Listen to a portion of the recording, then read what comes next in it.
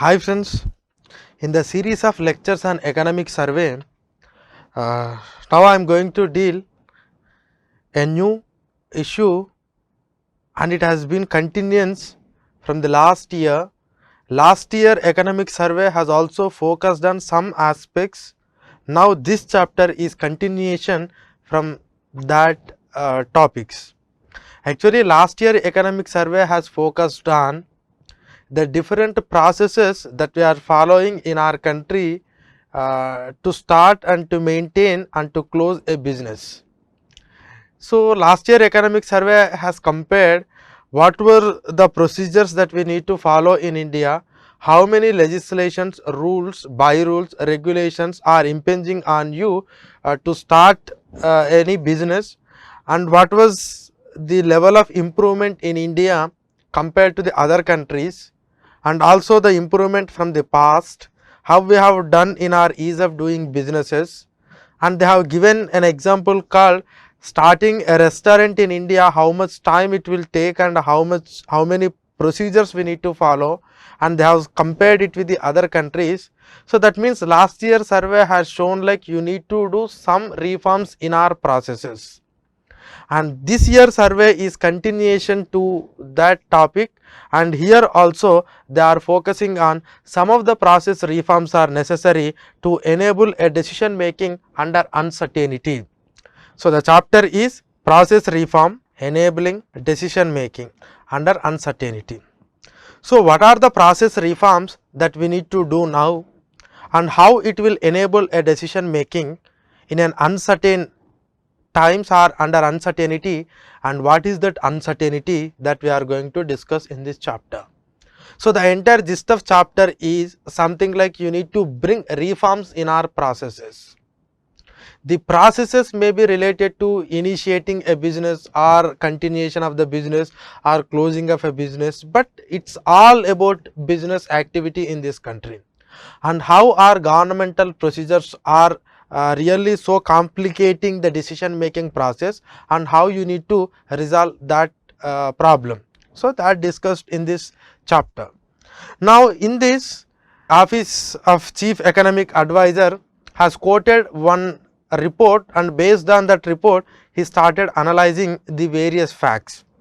That report is World Rule of Law Index, and this World Rule of Law Index was already asked in UPSC, I think in the year 2018 as a prelims question. Who published this World Rule of Law Index? It is World Justice Project. It is some factual information you need to understand. World Justice Project will publish World Rule of Law Index. So in this World Rule of Law Index, they focused on regulations. Suppose if you see the regulatory enforcement in India, and in that table regulatory enforcement overall rank has improved from 69, actually it has not improved, 69 to 74. In the year 2020 it is 74. That means India is doing a better thing on regulation fronts. That means we are good at making good regulations. But if you looking into government regulations are effectively enforced, the rank is 104. That means we are having a good rank in overall enforcement regulatory framework, but when it comes to the effective implementation, and we are lagging actually. And again you see government regulations are applied and enforced without proper influence, again we are not maintaining a good position, we are only 107. That means the overall rank if you take, and the overall regulation front we are doing better, but it comes to the effective implementation or the applied without improper influence, there we are doing bad. That means our regulation track record is good, but when it comes to its enforcement, then we are not performing well. That is what you need to understand. And here the cross country comparison of regulatory quality, if you do, there also India is doing better. That means we are good at writing some sort of regulations, but when it comes to the implementation, and we are not implementing effectively. Then why we are not effectively implementing the regulations? Either we haven't written in accordance with the actual condition, or otherwise people might face some problem when they are enforcing. And there actually the problem comes, because we are not effectively enforcing the regulations. There are some problems why actually we are not effectively enforcing the regulation. And even in the cross country analysis, and even in our own performance, like regulatory quality in India, we are doing better. But when it comes to the effective implementation, we are doing bad. I will come to the reasons, what are the problems that we are facing in implementing the regulations and how we will overcome that. But before that, here Economic Survey has given a study done by the Quality Council of India. Here they have given some information on how much time does it require in India to go for a voluntary closure of a company. If a company want to voluntarily closure, how much time it requires and how much process it will take. And in that analysis, it has proved like in India 1570 days. For what? For closure of a company, that too voluntary closure, that means without any disputes. Okay, voluntary closure of a company, it is taking 1570 days. But if you take the case of 1570 days in India, and if you take the case of Singapore, it is 12 months. Which country? Singapore. If you take the case of Germany, it is 12 to 24 months, Germany. And if you take the case of UK, it is about 15 months.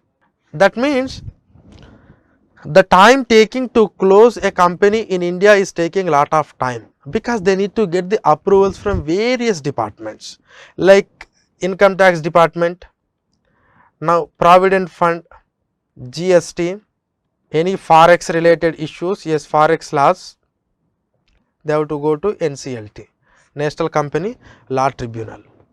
So like there are many processes that we need to undergo. For that it is taking 1570, that means 1570 days in India.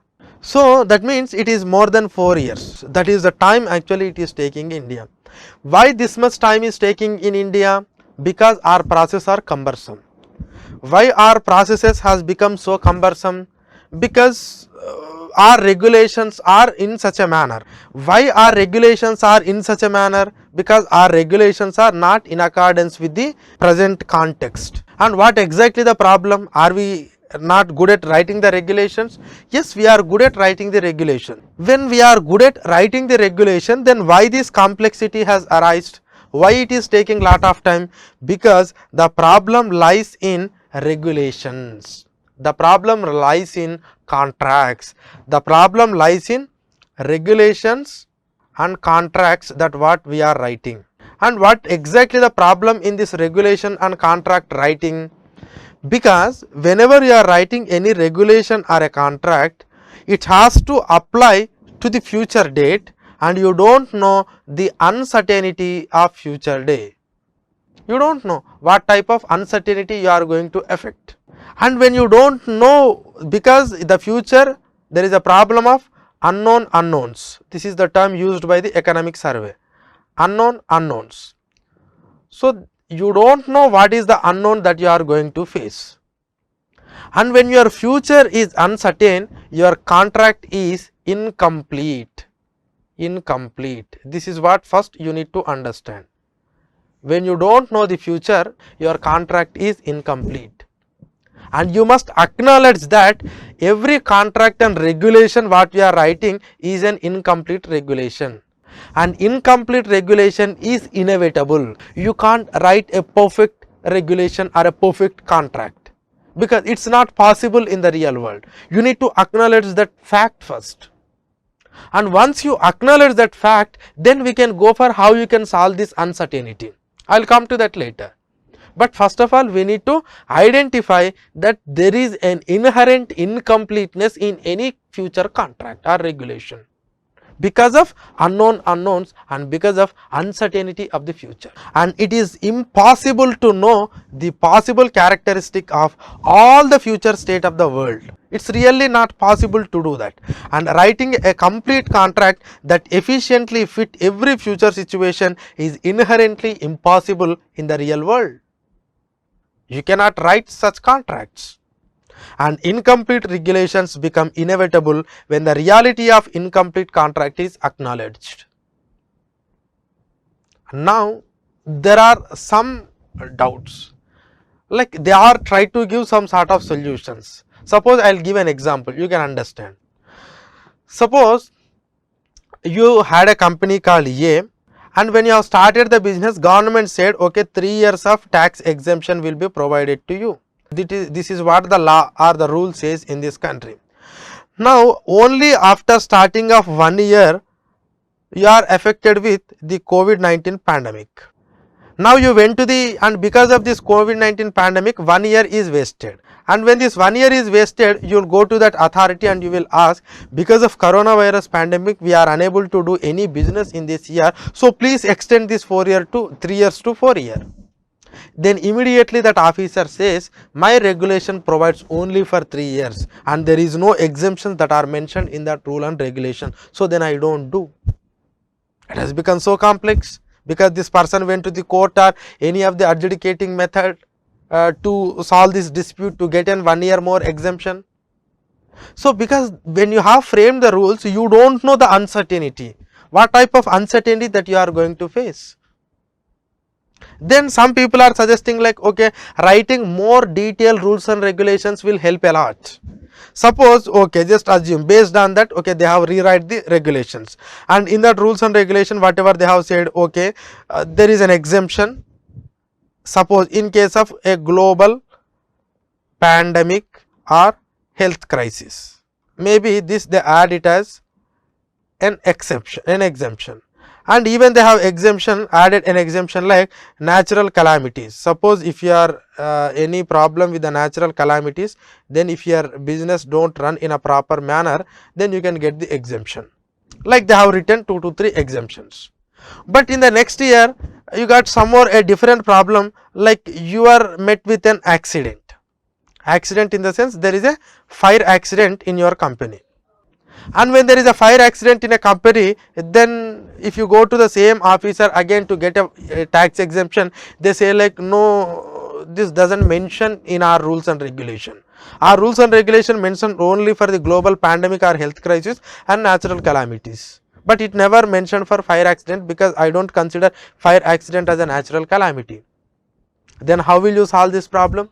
Again it is a source for litigation, because incomplete rules and regulation will always a source for a litigation, and this issue will go on dragging for years and years together, and they will go to the judiciary or higher appellate boards and everything, but it will not solve.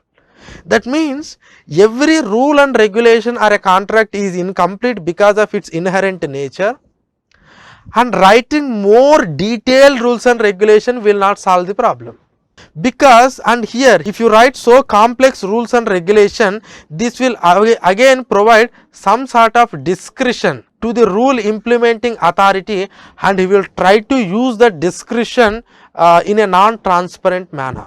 That means for some people he will reject this fire as a natural calamity, and for some people he accept fire accident as a natural calamity. Because when rules and regulations are not clear, he can go for any interpretation, then he may interpret to one person in one manner, to another person in another manner, like show me the person, I will show the rule.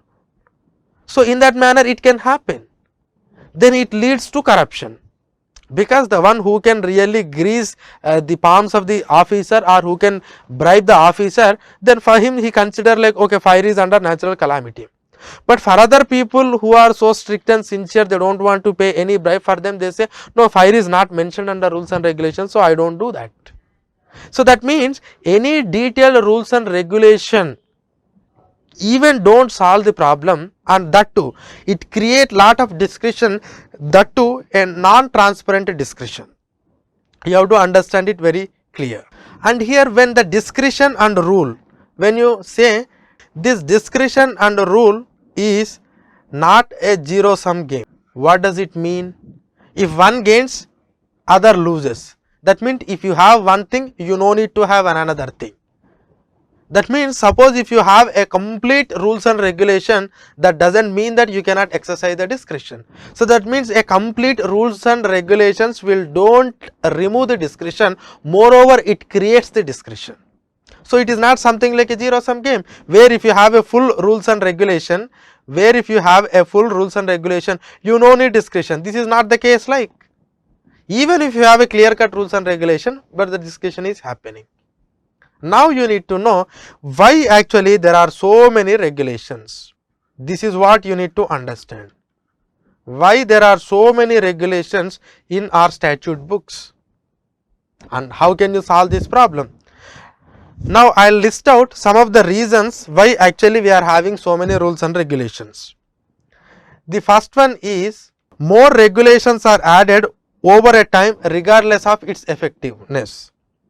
Okay, more regulations added regardless of its effectiveness. Over a period of time they have added without its effectiveness. What is the meaning of effectiveness? You no need that rule, but still you will add that rule. I will give an example. Here. Suppose when you are writing a letter, you will write pin code on that letter. Suppose when I written pin code like 606471, just assume this is a pin code. And this is a 6 number code, this is a unique code. There is no area, there is no post office with the same code again.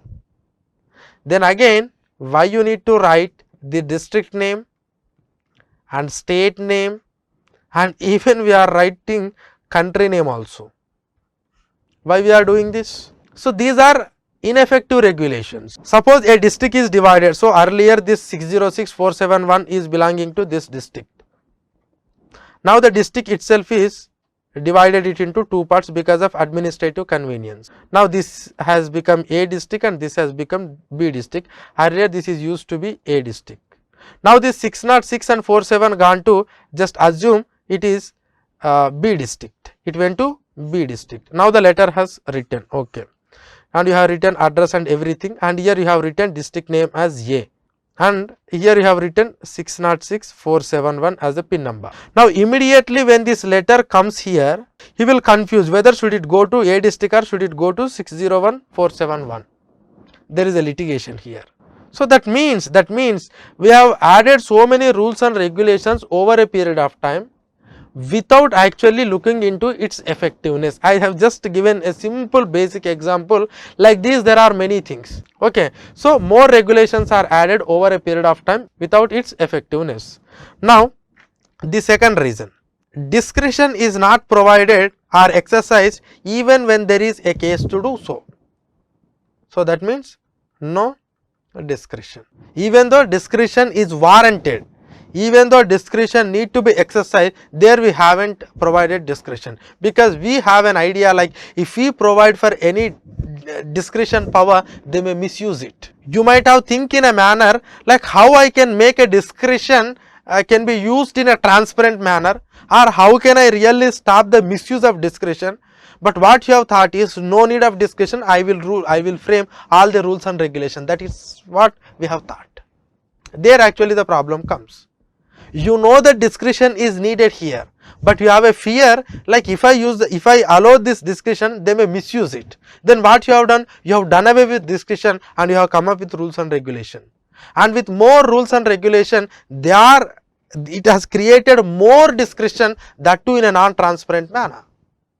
So that is also another problem. Probably if you could have used this discretion, you might not have get this problem. Next, discretion is questioned with benefit of hindsight. Suppose if you use discretion, probably that may be questioned because with which intent you have used this, did you get any benefit out of that? So that is also a problem. That is the reason why they haven't go for discretion, and even if some discretion is available, they don't want to use that discretion. Suppose as a bank manager, you are having some discretion. Suppose they have come up with a company and Government of India come up with a rules and regulation called, okay, if it is a startup, then you can go for a lending, that discretion of up to just 1 lakh rupees we are giving to you. and if you think that it is a good company, you can go, and if you want to sanction more than 1 lakh or any amount, then there must be a procedure. But here he don't use this discretion, even the discretion is provided, he don't use, because if tomorrow something happened to this company and if they don't pay, then that will be questioned with the hindsight benefit. Because did you expected anything out of that startup? Then why you have sanctioned the loan to that startup? You could have checked, even though discretion is available, you might have used in an efficient manner. Now that 1 lakh has become non-performing asset, he is not repaying, then you are liable. So because of that reason, people don't use discretion even if there is an availability of discretion. So with the questioning of hindsight benefit. Next, the another important aspect is government departments follow default procedures. Government department follow default procedures. So they don't go for any new innovative thing, whatever is available, the default thing they will go. So because of these reasons, there are more rules and regulations. Now how you can reduce these more rules and regulations?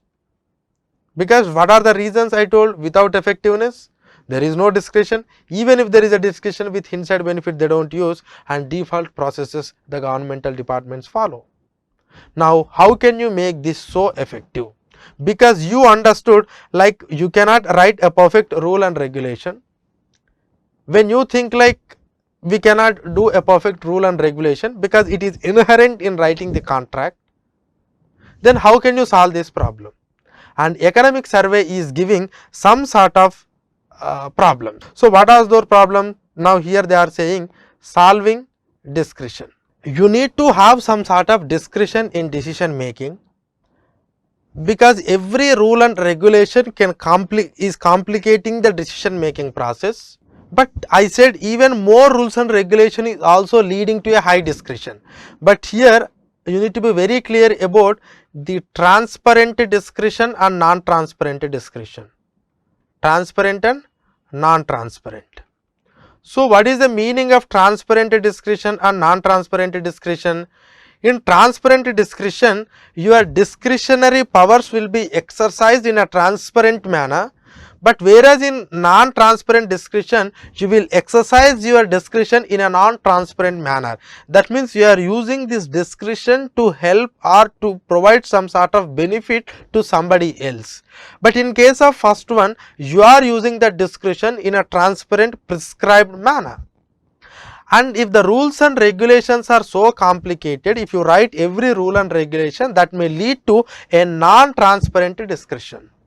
Now we will done away with most of the rules and regulations. We will try to provide the discretionary powers, but we must create a mechanism there they can enforce the discretionary power in a transparent manner.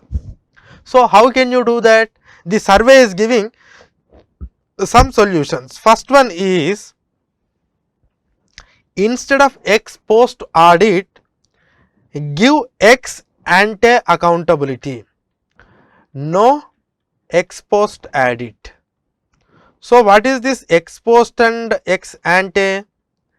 Generally what we will do is, if a decision has taken by some person, we will check the merit of that decision with the outcome. That is what exactly this ex post audit.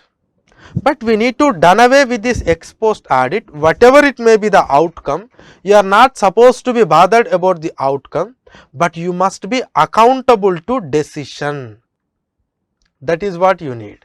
You must be accountable to decision. No need to bother about the outcome. Outcome may be something different, and outcome is not in your hands, it is in the market hands. That too, especially when you are dealing with the business. But whether you have taken a good decision or not is the question. Suppose I will give an example.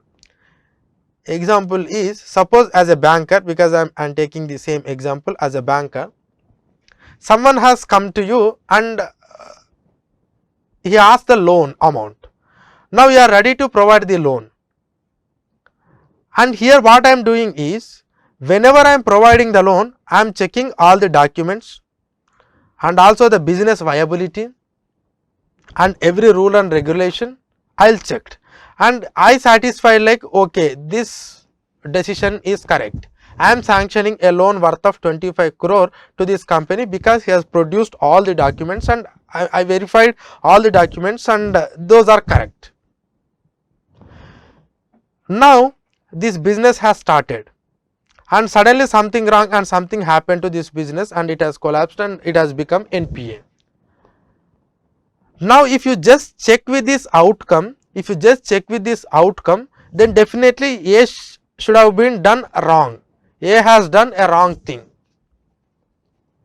Now the point is, if you compare the performance of A with the outcomes, and that too A don't know whether this loan is going to perform or non-perform, it's all depending on market condition. And if you want to say like A has done wrong thing, then no manager in this country will try to dare to provide the rules to the new loans to the new companies. You don't do, because your analysis and your the entire verification is happening based on the outcome, and this outcome is not completely in the hands of this person. So that is the reason why don't bother about outcome. Okay, you are allowed to sanction 25 crore. How you have taken this decision? Sir, okay, 1, 2, 3, 4, these are the documents provided. Is it okay? Yes, he has okay, okay, these are the documents are fine. And we thought like this business is going to sustain. But unfortunately something happened, so we can't do anything. Now this person can be saved. And this person will try to take such more decisions in a transparent manner because he is accountable for its decision. Now I will give another example. Just take another bank manager who has given some loan to one company 1 lakh crore, and immediately okay, the stipulated period they have paid back the same 1 lakh crore and the output is perfect. If you try to judge this bank manager, anyway his output is fine, and with the ex post audit mechanism now B is doing a good thing, but on what basis he has sanctioned 1 lakh crore, no one knows, but the output is fine. Now the same person again came to the B and now the B has sanctioned just 2 lakh crore because he has some previous history. Now this business has become bankrupted, then he don't pay 2 lakh crore, it has become NPA. Now the output is so bad, Now can you go and B and say like okay, now the B has done a bad thing? The point is the manager's activity, and whenever even at the time of 1 lakh crore also his decision is not transparent, but fortunately his outcome is positive. But outcomes are not in your hand, only decision making is in your hand. So the point is the government need to ensure ex ante accountability instead of ex post audit, because the post things are not in your hand. And suppose if you come to the B and now he check why B is sanctioning 2 lakh crore, no one knows, because his decision is non-transparent. So that is the reason why we need to give ex ante accountability instead of ex post audit. Okay, this is a one thing through which you can reduce the discretion or non-transparent discretion. So every decision you have to be accountable. Second one, bring transparency in the decision making process. Okay, you are accountable to the decision, you are not accountable to the outcome, but that decision making process must be transparent. Okay, I am taking so and so decision based on some of the parameters, and these parameters must be transparent. It has to be placed in the open domain. Okay, I have given just 20 crore loan to a particular startup. So what is that startup? Okay, this startup is going to start from so and so date, they got all clearances. Second one, and they got the certificate from the Department of Promotion of Internal Investment and Internal Trade that they are the startup and their idea is innovative. And this person is having a previous history, has worked in a renowned research lab. Now he got some sort of certification from some of the scientific institutes of India. some of the scientific labs or institute from India, and his business model is viable and everything is documented. So that is the reason why, and everything is transparent. I am placing in the open whatever the online platform in the as an open source, everyone can come and check, and this is the reason why I am sanctioning 25 crore. So you must be accountable to the decision, and your decision must be transparent, and the rules pertaining to this decision making are also transparent. So that rules and whatever the limited thing that you are placing, those rules must be transparent. It has to be placed in the online, and the limited rules which you are talking about. So that bring transparency in decision making process. Next, third one, bring resilient ex post resolution. Ex post resolution. So what is this ex post resolution? What is this ex post resolution? You have taken a decision, you are accountable to the decision. That decision has taken in a transparent manner, but the problem is that decision whatever you have taken, that is effective, but the problem is that business has failed. It led to different type of results rather which we anticipated.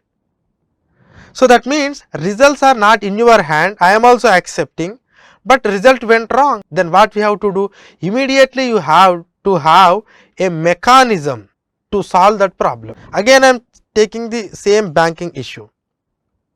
You have sanctioned a loan of just assume 10 lakh, and you have taken a decision, you are accountable to that decision has taken in a transparent manner, but unfortunately something went wrong and this has become NPA.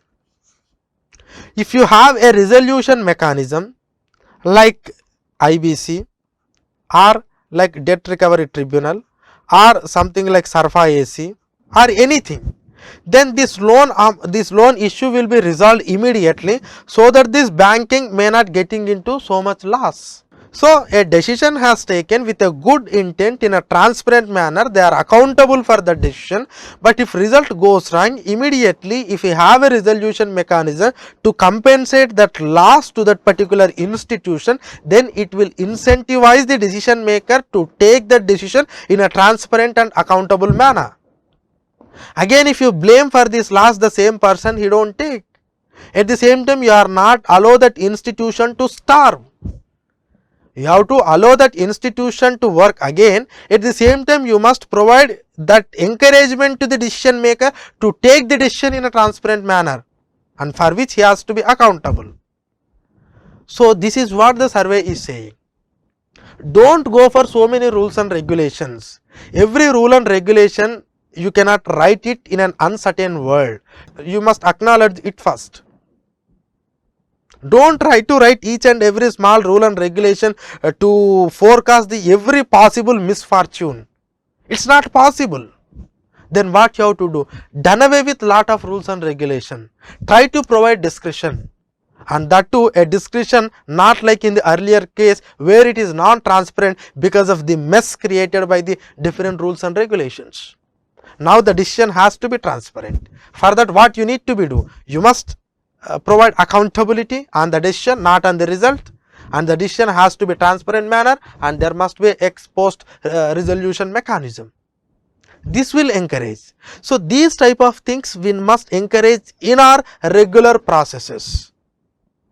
That is the reason why the chapter name itself, process reforms enabling decision making under uncertainty. It is a process reform. You need to bring that process reform. For what? To enable to make a decision under uncertainty. In an uncertain world, you don't like to take decisions, but you must provide such mechanism through which they can take a decision without any fear and favor. So that's what we need. And here in the economic survey, they have given two examples how actually they have simplified the procedures. And I think they have given one on the labor code. Earlier in labor code we used to have the around 41 plus union legislations, and also state level legislations, and every legislation has its own rules and regulations, bylaws, everything, and this has really become a problem to implement these labor reforms in our country. That is the reason why now they have simplified and they brought into 4 codes. That is how you need to provide some sort of discussion and reduce these rules and regulation. And even they have given one example in how they have brought in reform in BPO sectors, BPO, business process outsourcing sector, how they have given. So these examples they have given, just focus it on. And finally, the economic survey is focusing on, you must have a transparent rules, you must place it in a website, and according to that rules, decision has to be taken in a non-transparent manner, and moreover, the public scrutiny of each and every rule and regulation is practically not possible. Then please remove that idea from your mind, like I need to review everything. That's not possible, and you please provide some sort of discretion. That means what you must do is, government should not interfere into each and every aspect of the business, and here government should be so strong. We should have a strong government. Strong government, that doesn't mean that government should intervene into every aspect. Government should not intervene into every aspect, provide discretion. If something goes wrong, you have to be so strong on that. That is what strong government. Strong government doesn't mean that government intervenes, governmental presence is appearing everywhere. That is not a strong government. And government should be so strong, they must provide some sort of discretion, and with that discretion they will take the decision if something goes wrong, and if it is improper, then you have to be so strong, you have to take the decision and you have to take immediate action. And if you take the case of India, we are appearing like a so strong state, but we will try to enter into every issue. When something goes wrong, we are not so strong to take an action. So that must be done away. That is what the advisor is giving to the government, like, please consider my advice.